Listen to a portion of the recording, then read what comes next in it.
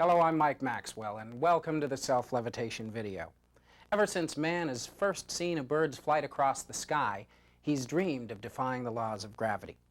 For centuries, magicians have sought to create the perfect illusion of self-levitation, and many elegant and deceptive methods have been created, culminating with David Copperfield's incredible flying illusion.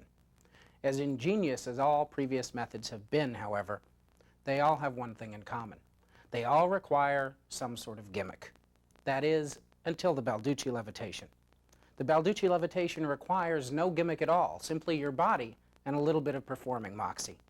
Properly presented, the Balducci levitation will achieve a near-perfect illusion of self-levitation.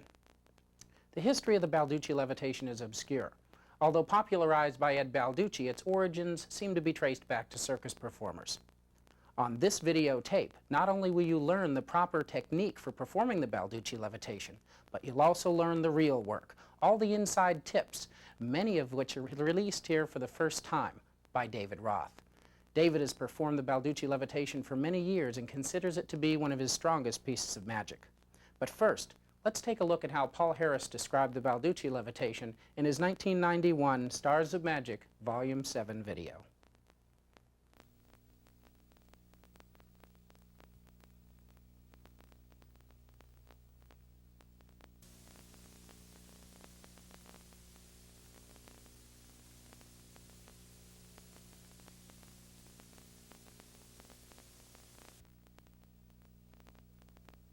Okay, well, this was originally invented by Ed Balducci. It's what's called the Balducci levitation. I love this thing, but I couldn't do it because it was a very angly maneuver. You had to get one angle just right, and if you were off by like one hair, it wouldn't work. And so I didn't do it, but I've always wondered about, doing this perfect, wonderful levitation. And so one day I ran into Jerry Griffin, and I yelled at him and said, "Jerry, we have to find a way of doing this so you can get the angles right without worrying about it." He said it can't be done. But finally, after yelling at him a little bit more, he finally figured this thing out. And so this is Jerry's angle interpretation of the Ed Balducci levitation, with me sort of yelling at people to get it right. So that's my contribution. And here we go. The first thing you do is you must make sure a chair is sitting on the floor directly facing a wall. So the chair is facing, like you're looking at the wall, like you're watching a TV show. This is your anchor to figure out the angles on the thing. You want enough room so you can walk out 4 or 5 steps without, like, walking through the wall. And the person sits in the chair, and you take your shoes off. It's like a good presentation point because I think you're doing something really extra special, plus it makes the illusion better. And you get knee to knee to the person in the chair. This is your start point. You then walk forward 3.5 steps, heel, toe, heel, toe. So 1, 2, 3.5. So at this point, your feet are together, everything's next to each other, and then you go 1 step to the left, which is the one distance of a foot. So it's just from here to here. And this puts you facing the wall with the person at 5 o'clock, and this is the right angle to do the levitation. Now, still, this must be practiced with a friend to make sure you get it just right. But this really anchors you in a very safe position to do this thing. And here you go. That's easier to have a chair or a bookcase or something on your left so you can touch it with one finger. That gives you a little balance point so you don't wobble. It just makes things easier. It can't be done without it free form, but it's easier with something to touch. So both arms go out, and apparently you compress the air to levitate, and you move up on your left foot, on your left toe, actually. So here we go. Keep everything together, try to stay steady, and slowly, slowly, slowly they go down. And from this side, it looks very stupid, but from the person sitting in the chair, it looks just like you're floating. So once again, one finger touches, both arms go out, it's up on one foot, and slowly back down. Bend the knees like you're coming down from an Olympic routine. It gives a nice kind of like you're cushioning your fall. Nice touch. And finally, you stop and relax. And that's the basic thing. So the steps, once again, person in the chair facing the wall, knee to knee, 3.5 steps, heel, toe, heel, toe. 1, 2, 3.5. Over 1 foot's worth, toes together, feet together, arms out, and that's the position.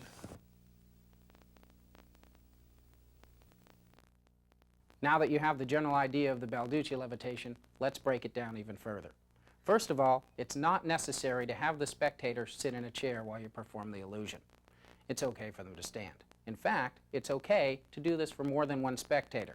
1, 2, 3 people in a small group, and you can still do it. Also, it's okay to wear shoes. I think leaving the shoes off is simply a performing preference of Paul's. You do, however, have to wear pants.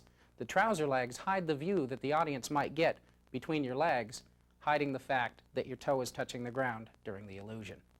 One last thing, don't go all the way up as high as you can go onto your toe. You might lose your balance, so save the really high levitation until you've practiced quite a bit. Before I get into the real work behind David Roth's presentation of the Balducci levitation, let's explore some alternative ways that you can do the illusion. Slidini had an interesting method. What he would do is turn around and grab his pant legs. He would perform the illusion pulling up on the pant legs, making it seem as though he pulled himself up by the pants. Another way you can do it is as an impossible stunt. You can place your fingertips on a bookcase or another item that's about shoulder height. In this way, you do the illusion. It appears as though you raise yourself up with nothing but the strength of your fingertips. Yet another way is to imitate the Hindu rope trick. Here's how. Reach up above your head and pretend to grab an invisible rope. Your hands go down as your body goes up into the levitation. One more time. The hands go down, the feet go up, making it appear as though you raised up. One final way is to imitate the broomstick levitation. What you do here is place a broomstick on the ground and its end goes under your arm. Knees slightly bent, you perform the illusion. It appears as though you've imitated the famous broomstick illusion. The reason that I bring up all these alternative methods is that nearly all of them focus attention away from where it should be. All attention should be on your feet. If they're not looking at your feet, they don't get the illusion of levitation. So you don't want to use any method of performance that uses your hands or focuses attention on your hands. Remember, always keep their attention on your feet. At this point, I'm going to share with you David Roth's presentation for the Balducci levitation, mixed in with a few thoughts of some other folks, as well as a few thoughts of my own. First and foremost, David never tells the audience that what he's performing is a real levitation. He lets them draw their own conclusions. You see, in a worst-case scenario, you get caught by the audience, in which case the Balducci levitation is merely a party stunt, sort of like pulling your thumb off. But in a best-case scenario, they believe what their eyes tell them, that you really floated 3 or 4 inches off the ground. Perhaps the most crucial aspect of the Balducci levitation and presenting it is the psychological preparation of the audience prior to the actual levitation itself. David waits hours before actually performing the levitation, building suspense. He tells them that he doesn't know if he can do it. He might not have enough energy. Sometimes he has a lot of energy, and he points to a chair and he says, sometimes I can go as high as this chair. And he really builds the illusion up in their minds. Several hours later, he gets a few people, does the levitation, and they've been built up. The suspense is there, and it's that much more believable. When I've been on a trip to Egypt, for example, I would wait days before I would perform the levitation. People would come up and ask. I would always say no. I would say, well, maybe when we get to such and such a pyramid, I'll feel enough energy and I'll be able to do it. I never performed it when somebody came up and asked. Rather, I would wait until the perfect time, gather a few people, perform the levitation, and word would spread like wildfire about the crazy guy from Sacramento that floated up at the pyramid. Let's talk for a minute about the actual mechanics of performing the illusion. Now, I know Paul went through it on his original description a little bit ago, but let's go into a little more detail.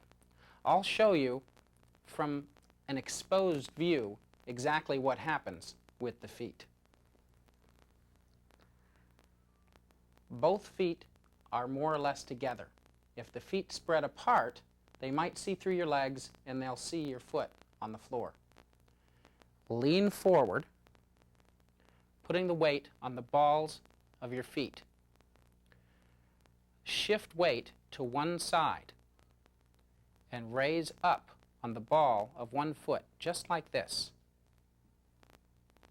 Now, when that's hidden with the other foot, it appears as though both feet come off the ground.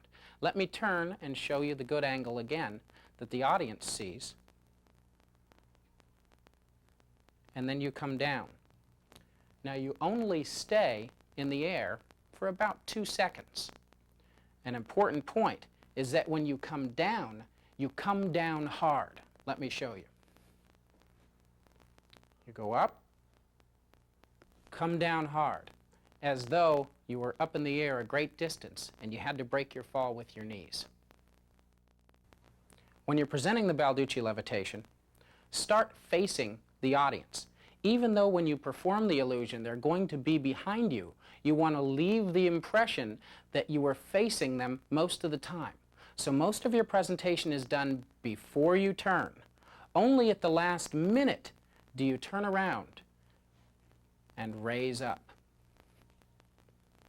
That's just another fine point of the Balducci levitation.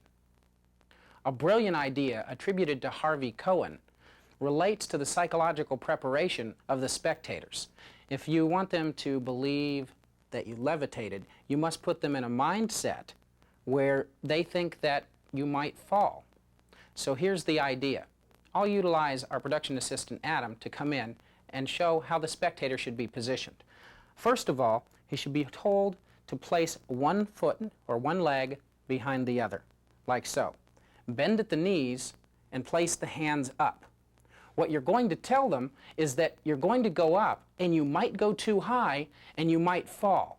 And if you do fall, they're to catch you. In this way, you psychologically set the spectator in one spot. You pin him, thus keeping him at the proper angle.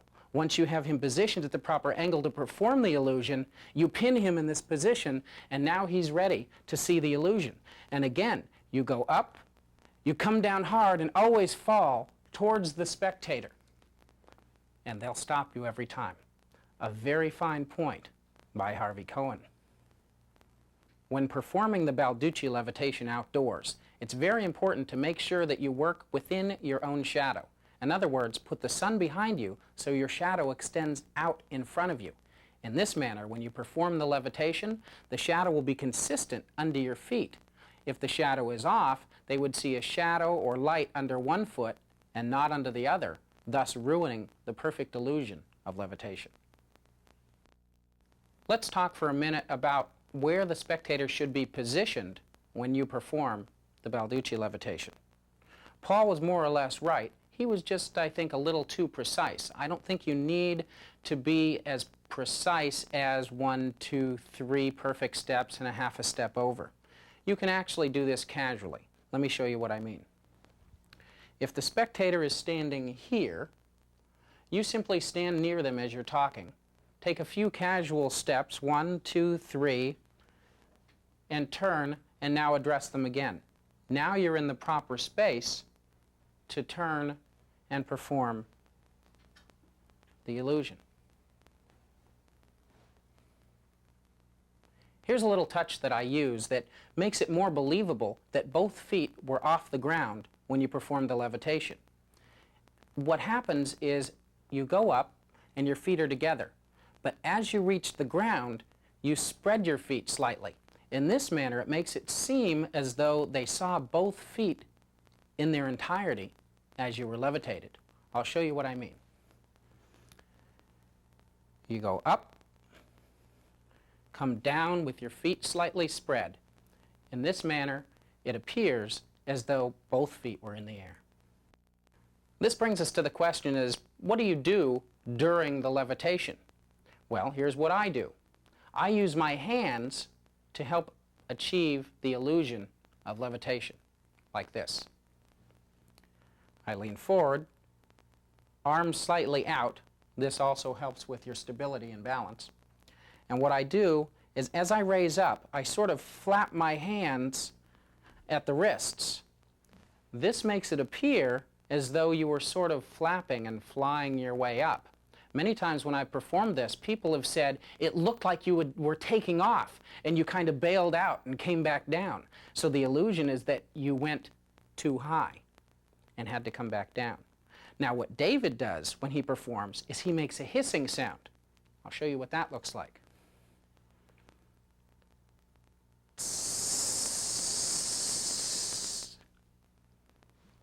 One funny anecdote, when David performed this for a very famous magician, is after he performed it, the magician said, "Well, that was great, it looked fantastic, but I could hear the hydraulic hissing sound." David said, "Oh, hang on a second," reached into his shirt and fiddled around as though adjusting something, performed the Balducci levitation again without making any noise, and the guy said, "Boy, it was perfect that time." David, I think, has two brilliant ideas concerning the presentation of the Balducci levitation. What he does right before the levitation is he says this line, "Watch my feet, they go up first." Now this is a funny line, and they have to think about it for a second, but it cements in the spectators' minds that they must look at your feet, which is where you want all attention focused. Now, perhaps the single most crucial line of the entire performance. You go through all the psychological buildup. You perform the illusion. The audience is braced, ready to catch you. You come down. You stagger. They catch you. You immediately straighten up. You look at them very intently, and you say, "How high did I go?" And you put your hands about 8 inches apart. And they'll nod and they'll go, yeah, about that high. In their minds, you floated up a lot higher than you actually did. And it's attributed to this one line that David has come up with, where you look at them and say, "How high did I go?" As though reinforcing the fact that you were actually way higher than you really were.